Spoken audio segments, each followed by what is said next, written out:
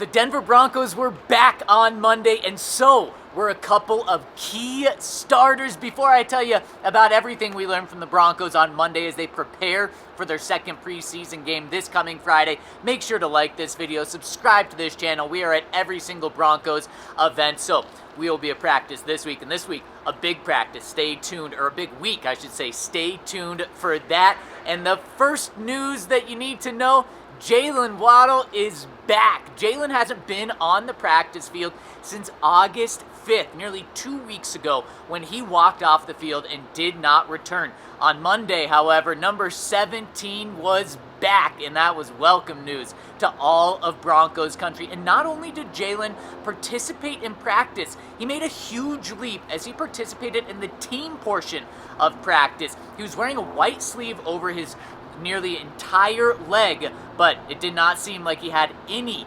limitations, which was very encouraging. And when Waddle got injured, Sean Payton stated it was, quote, muscle tightness. And since Monday's practice was close to the fans, the media couldn't report on specifics of practice, but it's safe to say that Waddle's connection with Bo Nix remains strong, despite being sidelined for nearly 2 weeks. And in fact, after practice, Sean Payton was asked about that, and he said he is not concerned with the chemistry between Bo and Waddle, despite Waddle being out for over 10 days. Payton said, quote, I think we've got a lot of time still.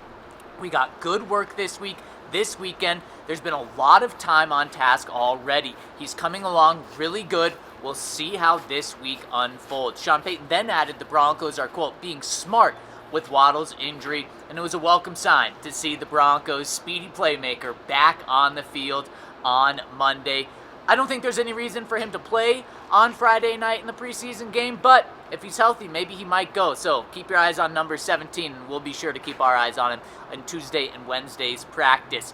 The next takeaway, the Broncos are centered. On Monday, the Broncos not only got their starting center back, but they also got their backup center too. Luke Wattenberg returned to practice for the first time since suffering an injury in practice 2 weeks ago to this day. Wattenberg participated in drills today, which was an encouraging step. And then their backup center, Alex Forsyth, also returned to practice and took a big step by participating in the team period. I'm sure that was very welcome news to Bo Nix, because of course last week the Broncos lost their third string center as well, with Michael Dieter going on season-ending IR with a quad injury. So great to have the depth back for the Broncos, and I'm sure that's going to be big for Bo Nix plan this Friday, is to have at least one of his two centers back. Make sure to like and subscribe this video, because I've got more good news coming your way. Another step for Marvin Mims Jr. It's been over a week since Marvin Mims pulled up running a go route in practice, and while he wasn't fully back on Monday, he took another step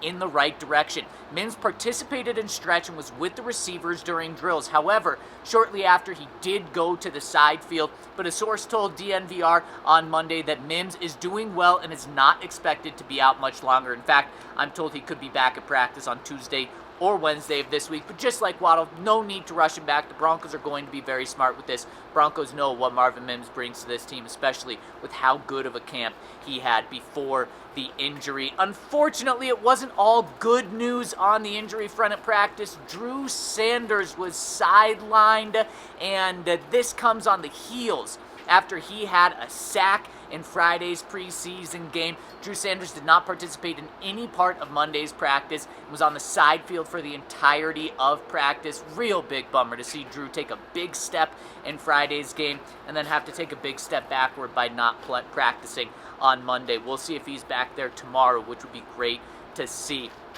Got some other good news, not injury related. Hit us with a thumbs up and subscribe to this video, because Jonah Coleman's cooking. Jonah Coleman had a team best 6 yards per carry in the first preseason game on Friday night. And after 4 carries for 24 yards, Payton had seen enough. Jonah Coleman's night was over. Payton expanded that thought on Monday, saying, quote, there was a point, I think he had 2 or 3 carries, and said, all right, I've seen enough. I've seen enough here. It's just your instincts relative to your evening and who is playing. I didn't need to see any additional evidence of what we've been seeing for 3 weeks. We do 3 phases, but then we do within each phase who are the potential early outs in each phase and all of that. End quote from Sean. And that is quite a compliment from the head coach that a rookie only needed to show him 4 impressive carries for Sean to say, boom, I've seen enough.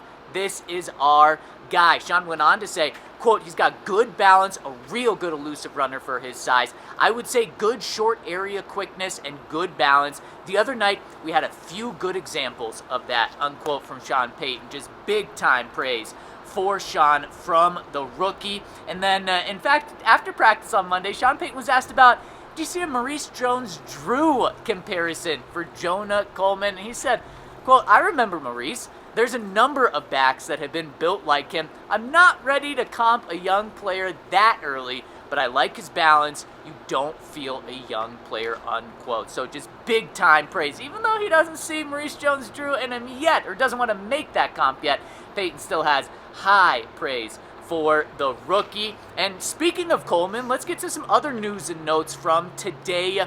After Monday's practice, RJ Harvey made a bold statement saying the Broncos want to have the best running back room in the NFL. And I'll tell you what, J.K. Dobbins wants to lead the NFL in rushing, wants to play all 17 games. Then you have RJ Harvey, who had 12 touchdowns last year. And then you have Jonah Coleman, who Sean Payton can't speak highly enough. If all of those things come true, it probably will be the best running back room in the NFL. That's what they're shooting for right now. And from the film from Friday's preseason game, Sean Payton was very pleased. He said, we were good in a lot of areas, including intent and focus, according to Sean. He did point to operations and techniques that could be cleaned up, but overall, after watching the film, Sean Payton was pleased. He said, quote, it was good.